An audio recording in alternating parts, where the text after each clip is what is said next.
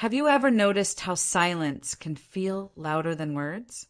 You walk into a cafe, surrounded by people, voices, laughter, the sound of cups clinking. Yet somehow you still feel alone. Then someone says something simple, "Busy day, huh?" Or, "I like your coffee mug." And suddenly the air changes. The space between you and the world gets a little warmer. That's the power of small talk. It's not about weather or coffee or traffic. It's about the quiet courage to connect. The truth is, most of our lives happen in those small, passing moments. The smiles we exchange with strangers. The short chats that remind us we exist to each other. We often underestimate these moments because they seem ordinary. But language isn't built only on grand speeches or perfect grammar. It's built on tiny bridges of kindness. Every good morning, every how's your day, every see you tomorrow is proof that we still want to belong, to be seen, to be human. Small talk is not small at all. It's the beginning of every friendship, every story, every connection that could change your day or maybe even your life. You ever notice how some people just talk? Like, they walk into a cafe and suddenly the barista's laughing, the people in line are smiling, and everything feels lighter. And you're wondering how they do it? Oh, Exactly. Because when I walk in, it's like the world goes into silent mode. I just order my coffee, say, thanks, and that's it. I walk out like a ghost. maybe you're not a ghost, Marcus. Maybe you're just afraid of being seen. That sounds deep for a cup of coffee. But yeah, maybe. It's weird. I want to talk. I like people. But when it's time to actually say something, my brain just freezes. That's perfectly normal. It's called the small talk panic. It happens when your heart wants connection, but your mind starts writing scripts. That's me. I start overthinking everything. Like, what if I sound weird? What if I say something wrong? What if they don't care? You know what's funny? Most people are thinking the same thing. Everyone's afraid of starting the first sentence, but someone always has to. But it's easier for you. You're British. Small talk is your superpower. Oh, I assure you it's not. We just talk about the weather so much that it feels like a national sport. Lovely clouds today. Oh, yes, marvelous clouds. But you see, even this is small talk. It's light, meaningless on the surface, yet it builds something. Connection. Exactly. That's all it is. Small talk isn't about information. It's about saying I see you. But isn't that kind of fake? Like, if you don't really care about the weather, why talk about it? Because caring doesn't always begin with interest. Sometimes it begins with attention. Small talk is the handshake before the friendship. So, it's not about the topic. It's about the gesture. Precisely. The gesture says, I acknowledge your presence. And in a world where everyone's scrolling through screens, that means a lot. I like that. But still, I feel like I need rules. Like a small talk 101. All right, Professor Reed will give you one. Rule number 1. Start with what you both share. Like, we're both in the same cafe. Perfect. You could say, this place smells amazing today, or they changed the playlist. Anything that breaks the invisible wall. And then what? Rule number 2. Ask a light question. Something easy, something that invites, not invades. How's your morning going? Busy day. You come here often? You come here often? That sounds like a line from an old movie. True. Maybe skip that one for now. Rule number 3? Respond with warmth, not words. Don't focus on saying the perfect sentence. Focus on making the other person feel comfortable. So, if the barista says, busy day, I could say, yeah, looks like everyone's caffeine dependent today. Perfect. See, you already sound human. That's new for me. Don't be dramatic. You're more human than you think. You know what's strange? I've studied English for years. Grammar, pronunciation, vocabulary. But no one ever taught me this. Because language teachers focus on structure, not soul. But small talk, that's the soul of a language. The soul. I like that. It's what makes English alive. We think of language as words, but it's really moments, small ones that build trust, warmth, and rhythm. So when I say, nice weather, I'm not really talking about the weather. No, you're saying, let's be human together. That's actually beautiful. You see, you're already learning. All right, so tomorrow I'll try. I'll talk to the barista. Wonderful. What will you say? Hey, how's your day going? Good start. And if she says, fine, I'll say, glad to hear that. Or maybe, it's busy today, huh? Perfect. And if she smiles, that's your cue to keep the rhythm. And if she doesn't? Then you smile anyway. Connection isn't always mutual in the beginning, but kindness has a way of coming back. That's actually really true. You know, sometimes I think about how many moments we miss because we stay quiet. All the people we could have met, the stories we could have shared. Maybe that's what small talk gives us. Second chances to not miss life. You're really good at this. It's just practice.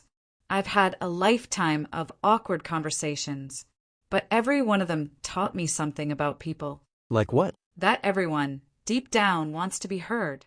Even the quietest person is waiting for someone to notice them. That's kind of sad. Maybe. But it's also what makes small talk powerful, because it tells people you matter. You know, it's funny. We spend so much time learning how to say big things, how to make speeches, how to sound smart. But maybe the most meaningful English is just, hey. Exactly. Because sometimes the smallest words carry the biggest meaning. You should put that on a poster. Maybe I will. Small words, big connection. That's good. That's really good. I'll say something, even if it's small. So tomorrow when you walk into that cafe, I'll say something, even if it's small. That's the spirit. Because language doesn't begin with words. It begins with courage. And maybe with coffee. Definitely with coffee. Small talk is one of the most underestimated parts of communication. People often dismiss it as meaningless chatter, as if it doesn't carry weight or purpose. But in truth, small talk is what keeps the social fabric from tearing apart. It's the gentle glue that holds strangers together just long enough to feel safe with one another. When you ask someone how their day is going, you're not seeking information. You're giving permission for connection. You're saying, it's okay to exist here next to me in this moment. In English, small talk is more than words. It's a form of emotional intelligence. It teaches timing, empathy, and awareness. It helps you sense when someone wants to talk and when silence is enough. In Britain, small talk is an art of subtlety, a shared appreciation of politeness and comfort. A simple comment about the weather can fill the space between two souls without either feeling exposed.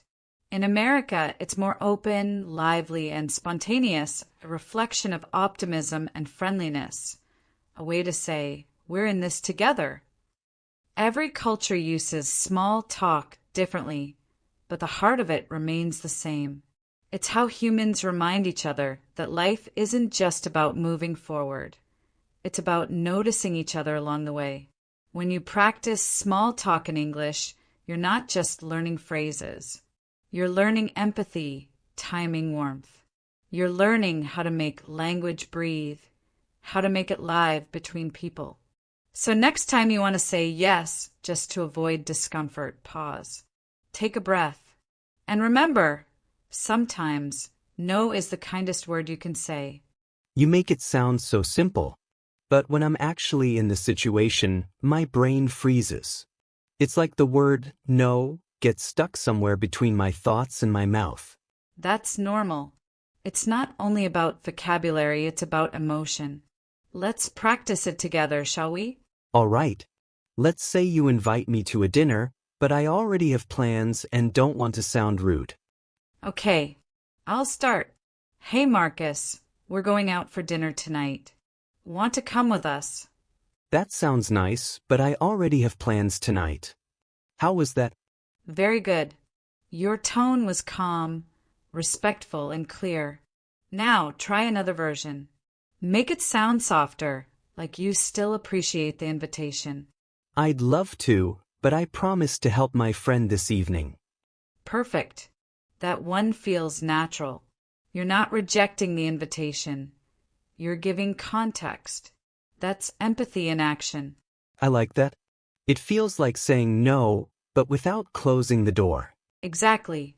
In English, a good no always leaves the door open for future connection. It says, not now, but maybe later. So the secret isn't just the word, it's the balance. Honesty with warmth. That's it.